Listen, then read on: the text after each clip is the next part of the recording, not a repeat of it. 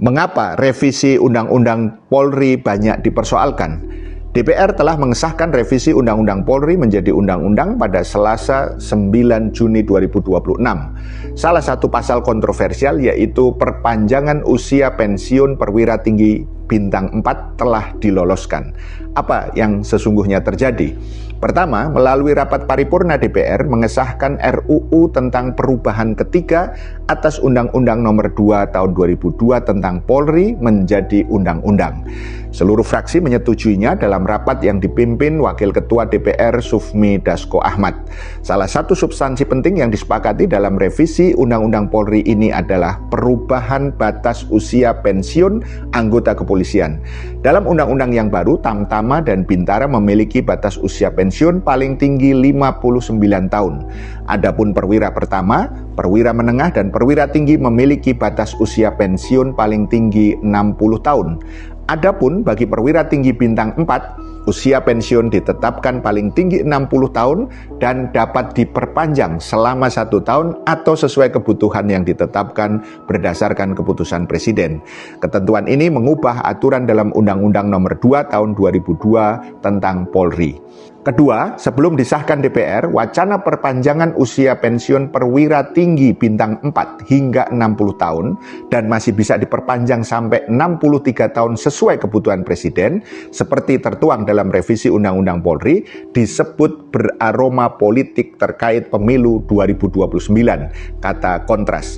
Koordinator Kontras, Dimas Bagus Arya, mengatakan Kapolri Listio Sigit yang kini berusia 57 tahun semestinya bakal pensiun tahun depan jika merujuk pada Undang-Undang Polri yang sekarang berlaku.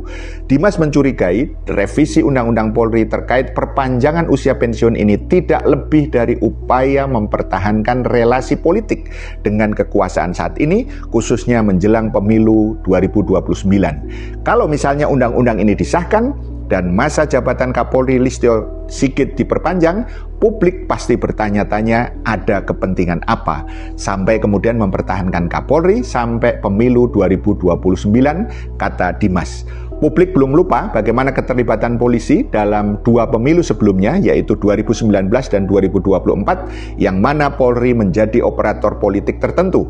Klaimnya, sulit untuk berpikir baik dalam hal perpanjangan usia pensiun ini tidak punya kepentingan politik tertentu.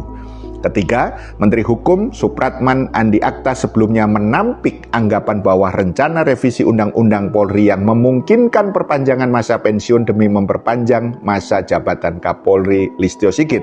Supratman berdalih, wacana tersebut didasarkan pada aspek keadilan seperti yang berlaku pada TNI dan ASN. Sama sekali tidak ada kaitannya dengan Kapolri perpanjang usia pensiun atau tidak, klaimnya. Keempat, apa dampak memperpanjang masa pensiun Polri? Koordinator Kontras, Dimas Bagus Arya, mengatakan setidaknya ada 2 dampak negatif dari keputusan tersebut. Pertama, kaitannya dengan tata kelola sumber daya manusia yang ada di institusi kepolisian. Catatan Kontras, hingga tahun ini jumlah anggota Polri hampir menyentuh 600.000 personil, mulai dari level bintara hingga perwira tinggi. Namun, lembaga tersebut tidak mengetahui detail berapa banyak anggota Polri di level bintara maupun perwira tinggi. Hanya saja, jika wacana ini dikabulkan, maka regenerasi di institusi kepolisian bakal mandek. Padahal, sambungnya, mungkin saja ada banyak anggota Polri yang berprestasi, tapi sulit naik jabatan gara-gara posisi tersebut tersedia sangat sedikit.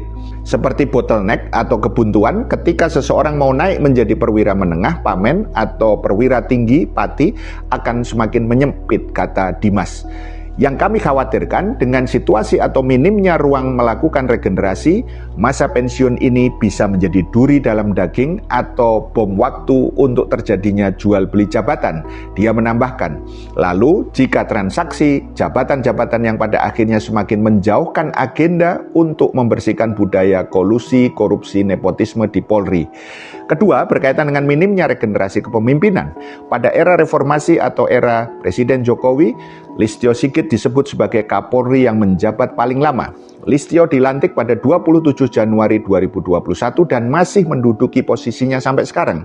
Pada 2024 saja, dia sudah melampaui masa jabatan Tito Karnavian yang sekitar 3 tahun dan 3 bulan. Padahal menurut Dimas, siklus pergantian jabatan Kapolri rata-rata adalah 2 tahun. Dengan adanya regenerasi ini, maka menunjukkan bahwa ada sistem pengelolaan sumber daya manusia yang sehat dan pengelolaan kepemimpinan yang sehat di sebuah institusi, kata Dimas. Pertanyaan kritisnya adalah, untuk kepentingan siapa sebenarnya revisi Undang-Undang Polri 2026 ini? Paham? Sampai di sini, salam melek politik.